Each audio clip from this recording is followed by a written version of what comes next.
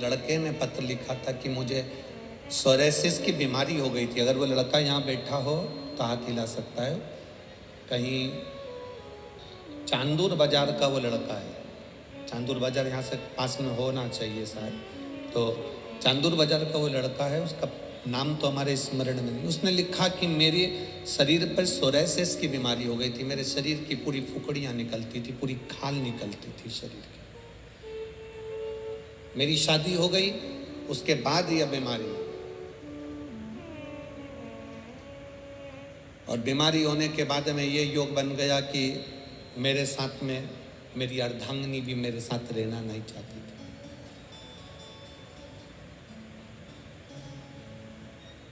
दो एक पत्र बड़े सुंदर आए कल।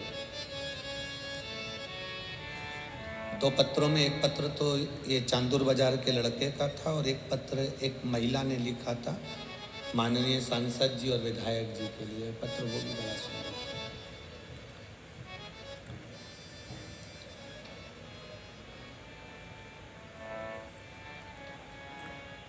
उसके शरीर में सोरेसिस की बीमारी हो गई। चांदूर बाजार का वो बच्चा, उसने कहा मेरा परिवार टूट ना जा रहा था। मेरा एक छोटा सा बेटा भी है। पत्नी उसको लेकर चली गई और अपने गांव पहुंच गई और अब वो आना नहीं चाहती।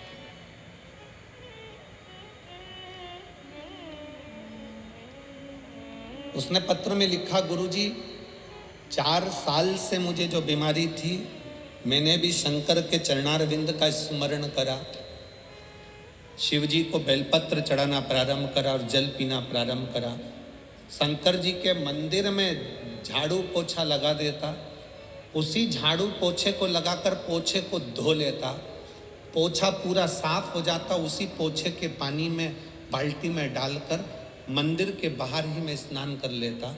मैंने भी सोच लिया था शंकर जी आपका पूरा परिवार है तो मेरा परिवार कैसे टूटने दोगे? मेरे परिवार को वापस लाना आपकी जवाबदारी।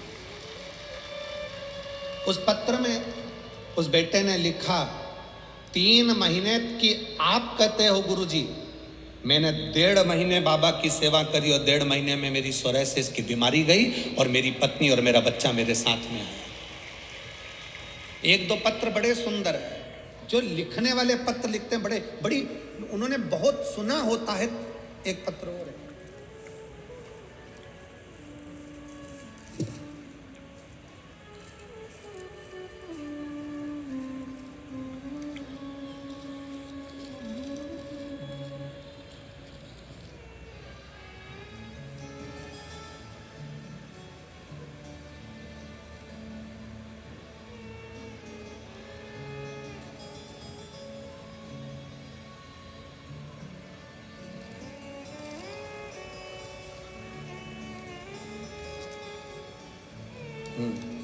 सो मनीषा येडिकर, मुकाम पोस्ट गोपाल नगर, अमरावती।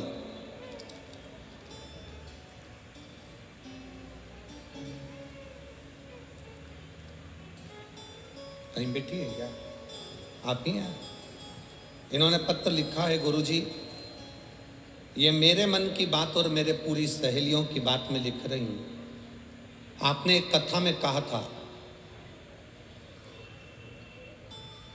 कि बड़े बर्तन कभी कभी काम आते हैं, छोटे बर्तन ज्यादा काम आते हैं। छोटे बर्तन रोज प्रयोग में आते हैं और बड़े बर्तन कभी कभी प्रयोग में आते हैं। और गुरुजी हमारे यहाँ उल्टा है।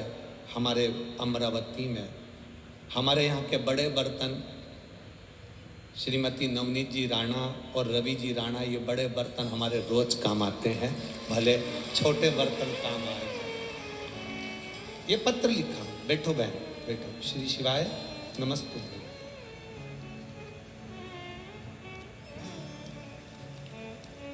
ऐसा नहीं कि जिंदगी में आप जो सोच रहे हैं उसकी एक मूलता, भगवान शिव पर अगर आपका भरोसा है,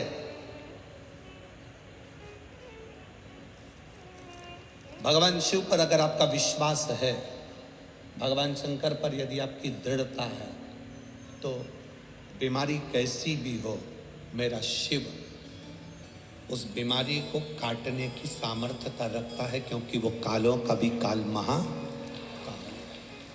कैसी भी।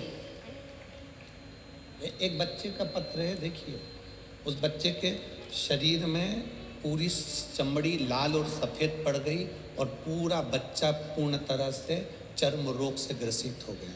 उस बच्चे का फोटो आप टीवी चैनल के माध्यम से आस्था पर आप देख सकते हैं, एलईडीओं पर देख सकते हैं। उसकी पूरी चमड़ी खराब हो गई,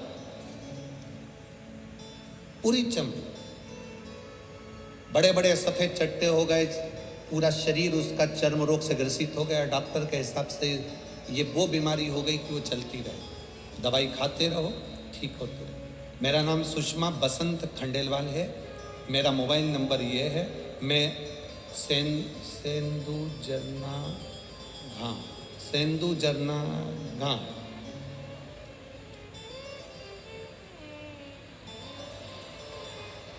समझ गए? ठीक है।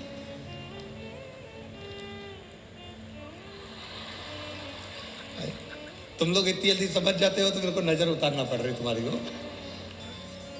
ये मेरा मोबाइल नंबर है, मैं सेंदू झरना घाट, ठीक है, से हूँ। गुरुजी, मैं बाबा का वर्णन करना चाहते हूँ। मेरे बच्चे के शरीर का पूरा शरीर बेकार हो चुका था, पूरा शरीर सफ़ेद सफ़ेद से पूरे शरीर पर बच्चे के आ गए, कभी लाल चमड़ी हो जा रही, कभी सफ़ेद, परेशान हो गए। डॉक्टर के हिसाब से ये बीमारी लंबी चलती है और उम्मीद नहीं रहती कि ये बीमारी ठीक हो, चर्म रोग। पर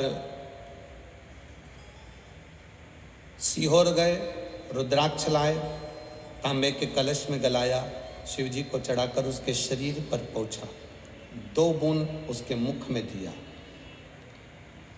शंकर जी के मंदिर में नित्य जाकर दिया लगाना, बेलपत्री के पेड़ के नीचे दिया लगाना और वहाँ से थोड़ी सी मिट्टी लाकर शरीर पर लगाना। डॉक्टर के हिसाब से यह बीमारी बहुत लंबी थी। 4 महीने के अंदर मेरी बच्चा ठीक हो गया। मैं बाबा को यहाँ प्रणाम करने आई। ये शिव तत्व है, ओ घड़ी शंभु। भले आप भटकोगे थोड़ा बहुत, पर यदि शंकर की कथा आपकी जिंदगी में आई है तो आप सही मंजिल तक पहुंच भी जाओ, पहुंचो।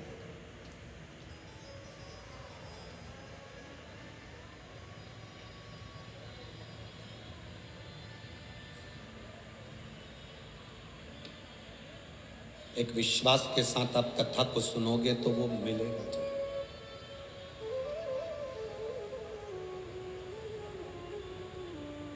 शिव महापुराण की कथा कर रही है पार्वती जी। शिव जी की एक लट सुलझाने में उनको 1 साल लग गया। ऐसी जिद कभी मत पकड़ना जिस जिद के अंतर्गत आपको तकलीफ आ जाए, परिवार तकलीफ में आ जाए। सोने का कड़ा, सोने की चैन, अच्छी साड़ी, अच्छे पर्दे, अच्छे मकान, अच्छी गाड़ी, अच्छा बंगला, अच्छा फ्लैट, इसकी जिद ना पकड़कर ये देखो कि मेरा पति मेहनत कर रहा है, उसके साथ कदम से कदम मिलाकर मैं भी मेहनत कर सकूं और जब बाबा चाहेगा तब अच्छा हम प्राप्त कर सकें। जिद पकड़कर नहीं, जिद पकड़कर नहीं। पार्वती जी एक लट को सुलझाने में 1000 वर्ष माता पार्वती जी के चले गए, लट नहीं सुलझी। पार्वती जी समझ गई कि ये लट सुलझने वाली नहीं है। शिव जी ने उस लट को वापस बांध लिया।